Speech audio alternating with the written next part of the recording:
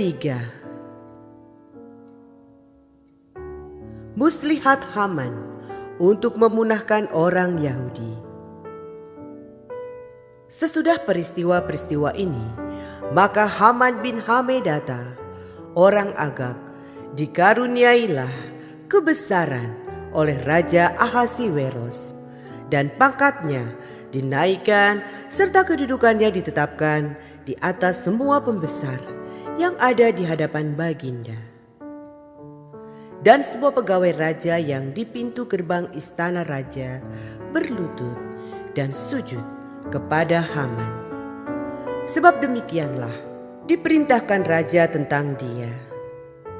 Tetapi Mordekai tidak berlutut dan tidak sujud. Maka para pegawai raja yang di pintu gerbang istana raja berkata kepada Mordekai, "Mengapa engkau melanggar perintah raja?" Setelah mereka menegur dia berhari-hari dengan tidak didengarkannya juga, maka hal itu diberitahukan merekalah kepada Haman untuk melihat apakah sikap Mordekai itu dapat tetap. Sebab ia telah menceritakannya kepada mereka bahwa ia orang Yahudi. Ketika Haman melihat bahwa Mordekai tidak berlutut dan sujud kepadanya, maka sangat panaslah hati Haman. Tetapi ia menganggap dirinya terlalu hina untuk membunuh hanya Mordekai saja, karena orang telah memberitahukan kepadanya kebangsaan Mordekai itu. Jadi Haman mencari ikhtiar memunahkan semua orang Yahudi, yakni bangsa Mordekai itu, di seluruh kerajaan Ahasiweros.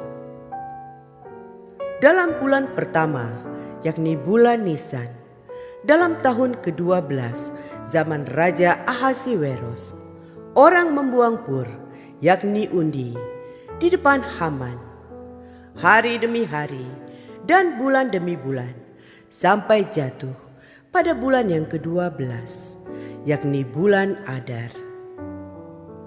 Maka sembah Haman kepada Raja Ahasiweros. Ada suatu bangsa yang hidup tercerai-berai dan terasing di antara bangsa-bangsa di dalam seluruh daerah kerajaan tuanku. Dan hukum mereka berlainan dengan hukum segala bangsa. Dan hukum raja tidak dilakukan mereka, sehingga tidak patut bagi raja membiarkan mereka leluasa. Jikalau baik pada pemandangan raja, hendaklah dikeluarkan surat titah untuk membinasakan mereka. Maka hamba akan menimbang perak 10.000 talenta dan menyerahkannya kepada tangan para pejabat yang bersangkutan, supaya mereka memasukkannya ke dalam perbendaharaan raja. Maka raja mencabut cincin materainya dari jarinya, lalu diserahkannya kepada Haman bin Hamedata, orang Agag, seteru orang Yahudi itu. Kemudian titah raja kepada Haman, "Perak itu terserah kepadamu, juga bangsa itu untuk kau perlakukan seperti yang kau pandang baik." Maka dalam bulan yang pertama pada hari yang ke-13 dipanggillah para panitera raja. Lalu sesuai dengan segala yang diperintahkan Haman, ditulislah surat kepada wakil-wakil raja, kepada setiap bupati yang menguasai daerah, dan kepada setiap pembesar bangsa, yakni kepada tiap-tiap daerah menurut tulisannya, dan kepada tiap-tiap bangsa menurut bahasanya. Surat itu ditulis atas nama Raja Ahasiweros dan dimeterai dengan cincin meterai raja. Surat-surat itu dikirimkan dengan perantaraan pesuruh-pesuruh cepat ke segala daerah kerajaan, supaya dipunahkan, dibunuh, dan dibinasakan semua orang Yahudi, daripada yang muda sampai kepada yang tua, bahkan anak-anak dan perempuan-perempuan. Pada satu hari juga, pada tanggal 13 bulan yang ke-12, yakni bulan Adar, dan supaya dirampas harta milik mereka. Salinan surat itu harus diundangkan di dalam tiap-tiap daerah, lalu diumumkan kepada segala bangsa, supaya mereka bersiap-siap untuk hari itu. Maka dengan tergesa-gesa berangkatlah pesuruh-pesuruh cepat itu atas titah raja, dan undang-undang itu dikeluarkan di dalam benteng Susan. Sementara itu raja serta Haman duduk minum-minum, tetapi kota Susan menjadi gempar. Ester 4. Usaha Mordekai untuk menolong orang Yahudi. Setelah Mordekai mengetahui segala yang terjadi itu, ia mengoyakkan pakaiannya, lalu memakai kain kabung dan abu. Kemudian keluar berjalan di tengah-tengah kota, sambil melolong-lolong dengan nyaring dan pedih. Dengan demikian, datanglah ia sampai ke depan pintu gerbang istana raja, karena seorang pun tidak boleh masuk pintu gerbang istana raja dengan berpakaian kain kabung. Di tiap-tiap daerah, kemana titah dan undang-undang raja telah sampai, ada perkabungan yang besar di antara orang Yahudi, disertai puasa dan ratap tangis.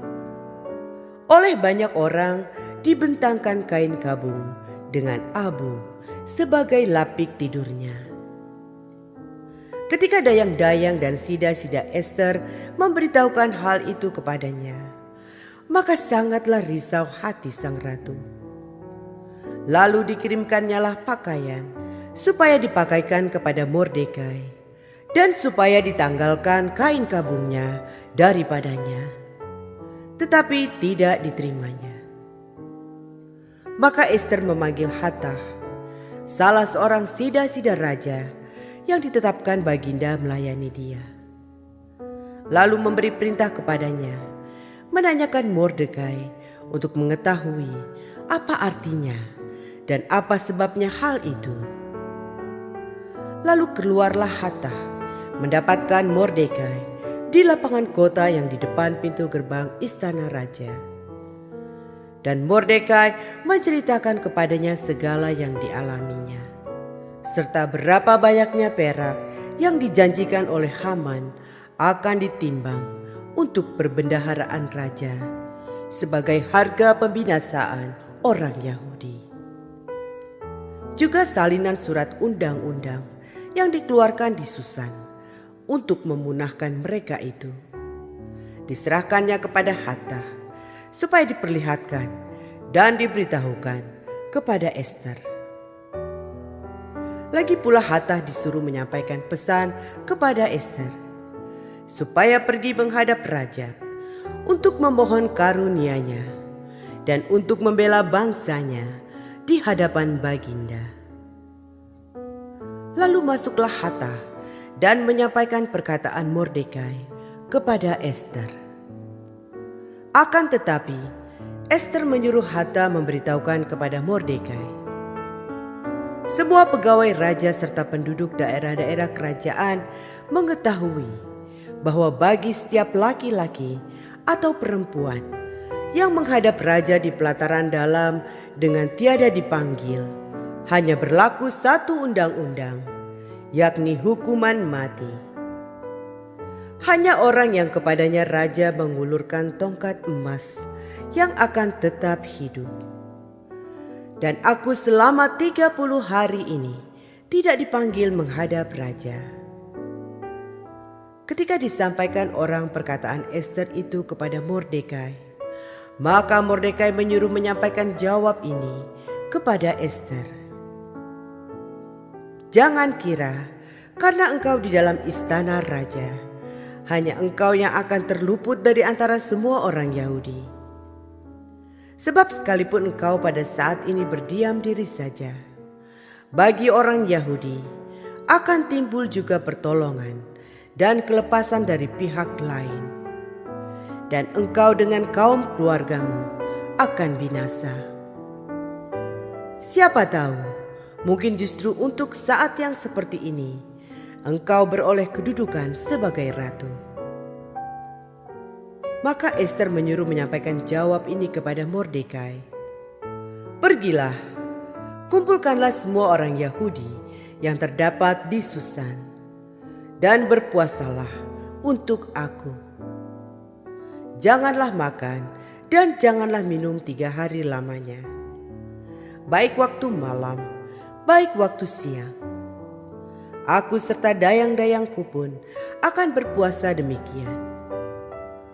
Dan kemudian aku akan masuk menghadap raja. Sungguh pun berlawanan dengan undang-undang. Kalau terpaksa aku mati, biarlah aku mati. Maka pergilah Mordekai dan diperbuatnyalah tepat seperti yang dipesankan Ester kepadanya.